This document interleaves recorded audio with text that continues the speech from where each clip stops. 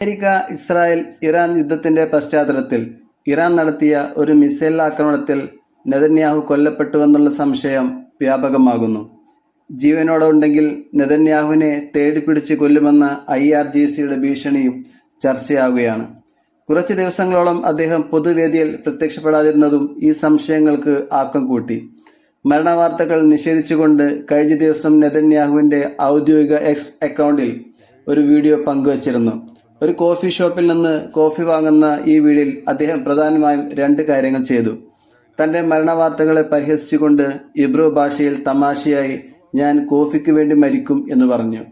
തൻ്റെ മുൻപത്തെ ഒരു വീഡിയോയിൽ അദ്ദേഹത്തിന് 6 വിരലുകൾ ഉണ്ടായിരുന്ന ആരോപണങ്ങൾക്ക് മറുപടിയായി സ്വന്തം കൈപ്പത്തി ഉയർത്തിക്കാട്ടി "വിരലുകൾ എണ്ണി നോക്കുന്നോ" എന്ന് ചോദിച്ചു. നെതന്യാഹുവിൻ്റെ ഈ വിശദീകരണ വീഡിയോ പുറത്തു വന്നതോടെ വിവാദം വീണ്ടും കനത്തു. ഈ വീഡിയോ 100% ഡീപ്പ് ഫേക്ക് ആണെന്ന് എക്സിലെ AI ചാറ്റ് റോബോട്ടായ ഗ്രോക്ക് തുടക്കത്തിൽ അവകാശപ്പെട്ടത് വലിയ വാർത്തയായി. ഇതൊരു AI വീഡിയോ ആണെന്ന് പറയാൻ ചില കാരണങ്ങളുണ്ട്. കപ്പ് അനക്കുമ്പോഴും അതിലെ കാപ്പിക്ക് യാതൊരു ഇളക്കവും തട്ടുന്നില്ല. അദ്ദേഹത്തിൻ്റെ വസ്ത്രത്തിൽ അസ്വാഭാവികമായിട്ടുള്ള ഇളക്കങ്ങൾ അല്ലെങ്കിൽ AI ക്ലിക്സ് കാണാൻ സാധിക്കുന്നു. മാർച്ച് 14 നടന്ന സുപ്രധാന യോഗത്തിൽ അദ്ദേഹം പങ്കെടുക്കാതിരുന്നതും അദ്ദേഹത്തിൻ്റെ മരണത്തിൻ്റെ ലക്ഷണമായി എല്ലാവരും കരുതുന്നു. ഇറാനുമായുള്ള യുദ്ധം ആരംഭിച്ചതിനു ശേഷം ആദ്യമായാണ് അദ്ദേഹം ഇത്തരമൊരു മീറ്റിംഗ് ഒഴിവാക്കുന്നത്.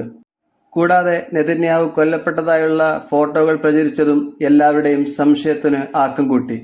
അദ്ദേഹം സുരക്ഷിതനാണെന്ന് പ്രധാനമന്ത്രിയുടെ ഓഫീസ് വ്യക്തമാക്കിയിട്ടുണ്ടെങ്കിലും യോഗത്തിൽ പങ്കെടുക്കാതിരുന്നതിൻ്റെ കൃത്യമായ കാരണം അവർ പുറത്തുവിട്ടിട്ടില്ല.